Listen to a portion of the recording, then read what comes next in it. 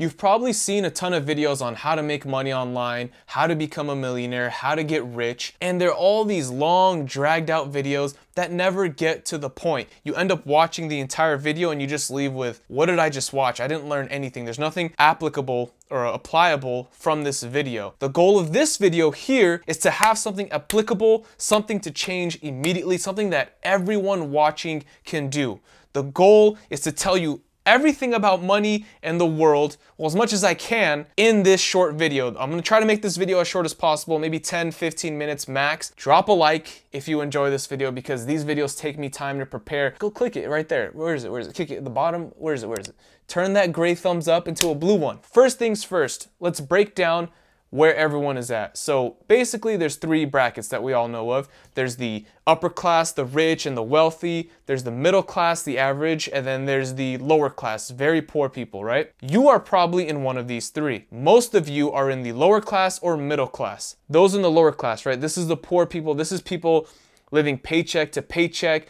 They can't even afford liabilities. They can't even afford to make mistakes because they're just surviving. They're just trying to get their next meal and barely pay rent. This is lower class. These are people with no skills and no education. So they don't have enough value to the marketplace to make more money. They don't have a degree. They don't have any type of skill that can be applied. They don't know how to do things that most people don't know. The thing that you need is a skill, right? Because a skill is something that only you can do or a select amount of people can do, but most people can't. That's what makes it a skill. Like walking is not a skill. We can all walk, we can all wash dishes. So being a dishwasher is going to be like one of the lowest paying jobs. So that's where the lower class is. Then we have the middle class. These are people who are skilled, who are educated. Maybe you have a 4-year degree or a master's, or you did trade school for 9 months, whatever. You know how to do a certain skill that most people don't. Maybe you're a mechanic, maybe you're an engineer. Now you make more money. You make a lot more than a lower class person. But the reason why most of these people stay in the middle class is because they make their 80, 90K a year, whatever the average salary is. They make that money and then they buy liabilities with that. A liability is something that costs you money and doesn't make you money. An example is you buy a fresh new jacket. That jacket, as soon as you buy it, boom, lost all its value. You buy a watch. You go buy a new car. The moment you drive that car off the lot, boom, you lost 10, 20% of that value. Done. You are buying things to look rich. The middle class, when they make their money and buy things like liabilities to look rich, to impress other people that don't even care, you're impressing people you don't even care about. That's a huge mistake, and that's a trap to stay in the rat race forever. If you like working a 9 to 5, if you like the rat race and you want to be in there forever, then go ahead. Spend your paychecks on liabilities, but that's the middle class. And then the third bracket we have is the upper class, the rich. These are people with skills as well that make a high income, maybe even the same as a middle class, even 90K, whatever, average income, but they invest that money. They invest it first. They buy assets, things that produce income for them, that make them money. This could be dividend stocks. This could be real estate rental checks. This could be their own business they reinvest into.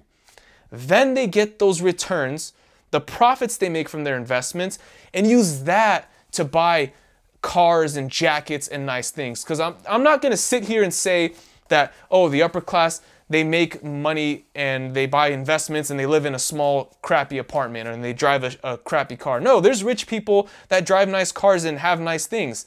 You can have both, but there's a mindset of how you want to arrange this. You don't want to spend your hard-earned money directly on this. There's a book called The Richest Man in Babylon. I recommend you read it if you haven't. It's a very short, easy to read book. And I'll give you the gist of it here, but I recommend you read the book anyway. It's basically saying there's this guy who grew up poor and then he sees this guy that's rich and his name's like Arcad or something. I read the book a while ago. And he's like, hey, why are you so rich? All of us work so hard in the hot beating sun and we're all poor and we see you coming here on your horse and you're so rich. What did you do differently? And then the whole book goes on this story of the older guy teaching him, you got to do this and that. And basically the main principle is save at least 10% of your income. He tells him to save his money and then invest it. And he invests that money, and then that money starts making him money, and then that money he invests to make more money. In the book, he makes it sound interesting, like he's saying, make your money your slave, and then those slaves will have children, and those children's slaves will have more children, and so on, basically explaining compound interest. So this is something that every rich person has instilled in their mind. I know this sounds hippie too, like, oh, mindset, don't tell me how to change my mindset, tell me something applicable to be rich, right? Everyone says, oh, it's just all about the mindset, but this is where it starts, because if you don't have this right, and you just make money and spend it all, you're going to be poor. There are people making $1 million a year that are poor because they spend all their money. Unless you're some special certified surgeon that does eye surgery or something crazy and you make so much money, you just can't spend it all. Then you're rich, you're just always rich. But for the majority of you, even doctors, if you're a family doctor, if you spend all your money on things that are liabilities, you won't be rich. You have to spend it on assets. Now, there's a lot of things going on in the world today. We have the pandemic, the stimulus checks, right? The government injecting money into the economy. If you look at the stock market, it's just been going up. It took a dip in March, right? But now it's just been going back up. And over the long run, the stock market just goes like this, right? There's ups and downs, but it ends up going up. Why does this matter to you, and why should you care? If you're in the middle class or lower class, you should really care about this, because what this means is the gap between the rich, the upper class, and then the lower middle class is going like this. It's just getting bigger and bigger. And the reason why is because stock valuations are going up.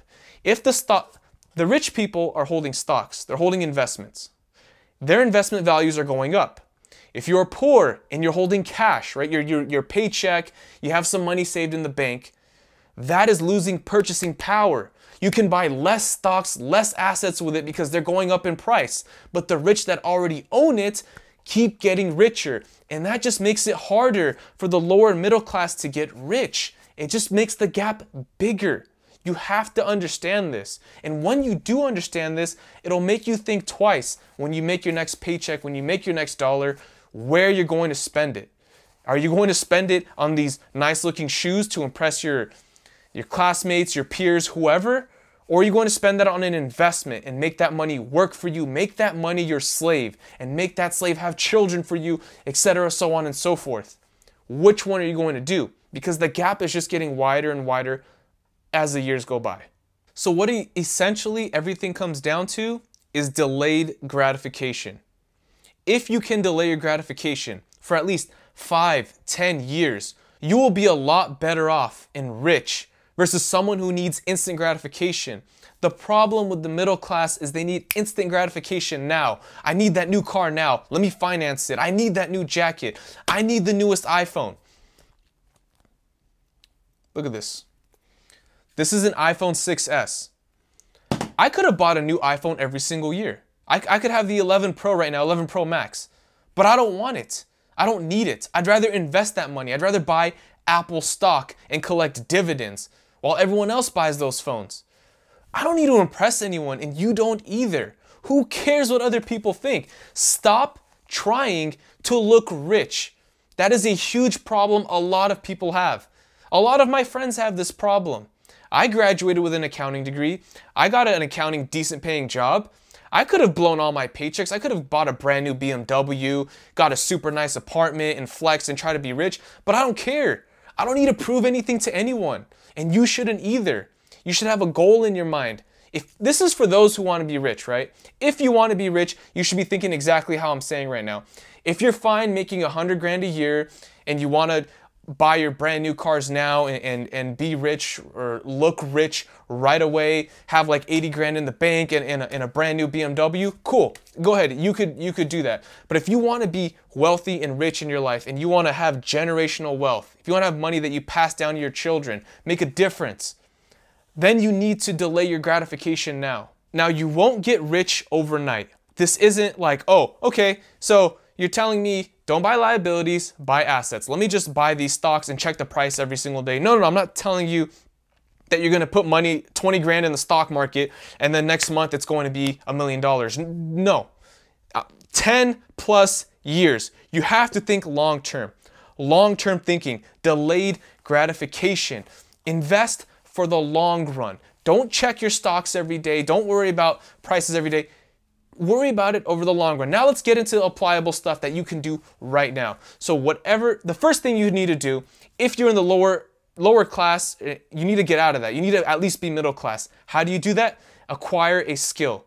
You don't have to go to college. You could get a 6-month trade. You could be a mechanic. You could be a plumber. Anything where you need to get a certification and learn and have some sort of skill. It doesn't have to be with your hands. You could learn coding. That's number one. Now you have a skill, you can get a higher income. Once you get the higher income, you know what to do with that income.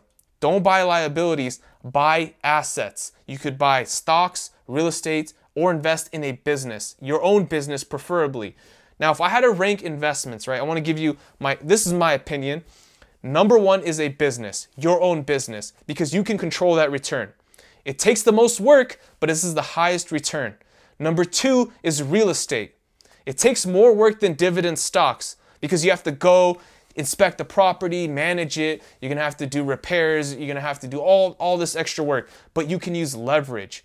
You put $100,000 down, you buy a $400,000 property. You're getting 3x or 4x your money with $100,000 leverage at a low interest rate.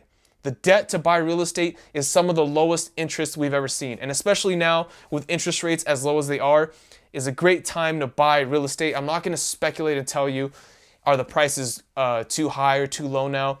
Who cares? Because in 10, 20, 30 years, you know the price should go up than what it is today, depending on the area, as long as there's no poverty and crime and all those things. But real estate would be number two. And number three would be dividend stocks. And this is the easiest one. And it's still great.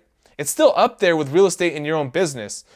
Dividend stocks where you buy things like McDonald's, Coca-Cola, 3M, any stock that pays you a dividend, recurring cash flow, that is what you want. You want a rental property, you want a dividend stock, you want a business.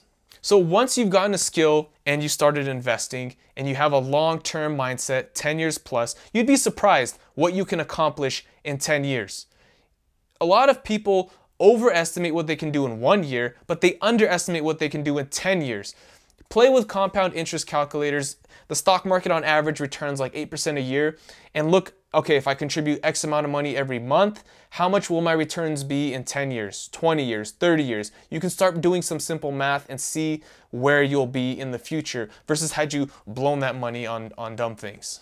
Now, I'm not saying that you have to live like a total hermit or like a troll under a bridge and spend $0 on yourself. No, you could still eat some good food here and there. You could still live life, but I'm saying don't overextend yourself to impress other people. If you want to buy a nice car, don't buy the 2020 BMW, buy the 2016 one. If you have to have a BMW, buy the 2016 one, the one that's already depreciated a good amount of years. It looks just like the 2020 one, but it's the first one, it's the first looking model they made in that year.